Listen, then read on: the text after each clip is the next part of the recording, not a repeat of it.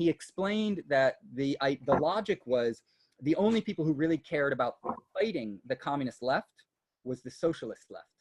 And so you actually had to fund people who were to the left of the Democratic Party within the United States. So they didn't go through Congress to do this. They went behind the back of Congress, and they really tried to drive a wedge. And that wedge, you see it today in American politics very clearly. And the thing is, they almost didn't have to do it in American politics because it was already done in the 30s with the Red Purges and then the Red Scare and the post-war era.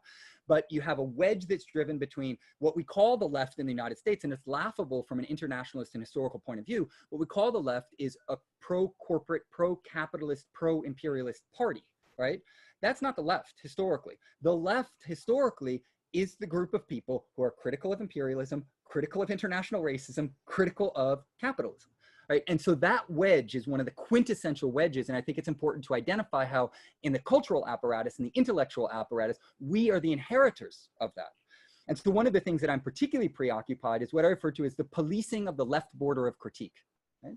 By policing the left border of critique, what you do is you tell graduate students around the world, for instance, or faculty or artists or other such people, you know, if you really want to do something critical, you should look at this thing they call critical theory. And then you start looking at it and you're like, oh yeah, they like call Marxism out, or, you know, they talk about these things like class and like struggle and other such things. It sounds pretty critical from certain vantage points, particularly in relationship to just hardcore liberal ideology. But what it ultimately does historically is it polices that left border of critique. So you read Horkheimer, but you don't read Parenti, or you know about Nancy Fraser, but you don't read Angela Davis, right? Like this has really profound implications for the way in which these traditions have evolved. And I would like to say, and again, I'm going to be very quick. You can either rest assured or shoot me an email and I can share it with you. There's a ton of footnotes, probably too many in what I've written. So I've tried to document this extremely well.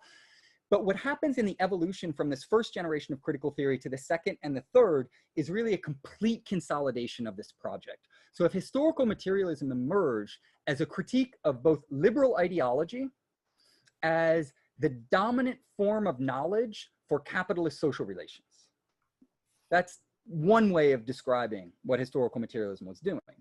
What you have in the first generation is the Marxist spirit. In a certain sense, it's Marxian insofar as people use that term to say, yeah, it's kind of related to and inspired by the Marxist tradition, but it's not Marxist, right? So it's Marxian in the sense that there's a certain spirit.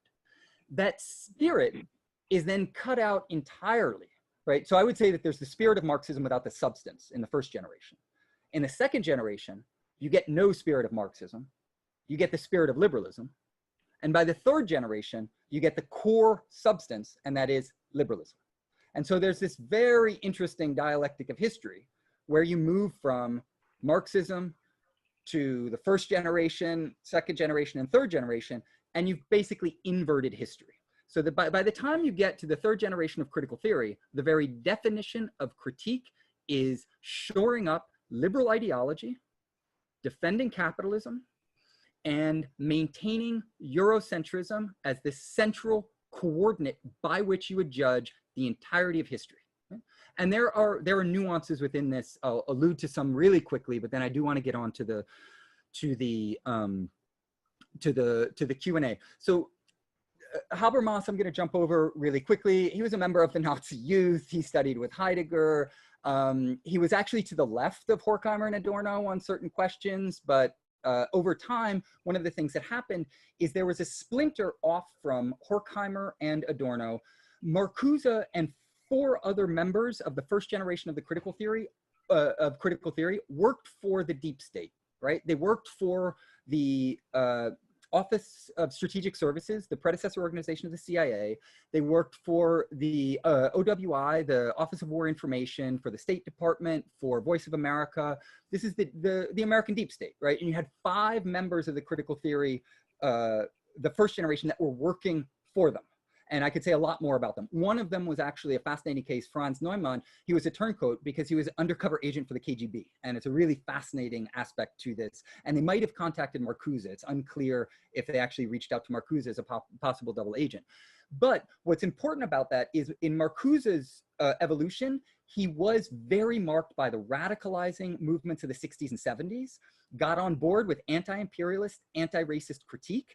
And one of his most important students was, of course, Angela Davis, who was a member of the Communist Party, very close ties with the Black Panther movement within the United States. And a very easy way to understand the evolution of this history, and there are more offshoots than one, is that what you have is, on the one hand, the conservative kind of Horkheimer-Adorno line bleeds into Habermas and leads to Hanath. Hanath is really the quintessence of contemporary third-generation critical theory, because he's an unabashed, liberal, Eurocentric, who thinks that capitalism and liberalism are the only and best games in town. And in fact, he just published a book called The Idea of Socialism, where he tries to explain how this corresponds to the idea of socialism. So he is really a henchperson for the type of system that I think we should all be opposed to. On the left hand, what you have is the Marcusean heritage that gets radicalized by the New Left and by his students. And a really interesting thing about Marcuse is he listened to his students, right? And Angela Davis, who in many ways should be considered one of the most important figures in the third generation of critical theory, has been completely cut out of that tradition. You read the major histories of critical theory, one of the only references to her is Marcuse's former and controversial student who was a communist organizer, right? Not an intellectual. And so we see very clearly in this case that it's not only a political project, right, of policing that left border of critique and saying that's not critical theory. It's a racializing and explicitly racializing project. And it's also a gendered project, right? The fact that you'd have a Black woman communist who doesn't count as a critical theorist, who is cut off from that tradition, speaks volumes about the evolution of that tradition. I could say a lot more about this. I'm not getting into any of the details about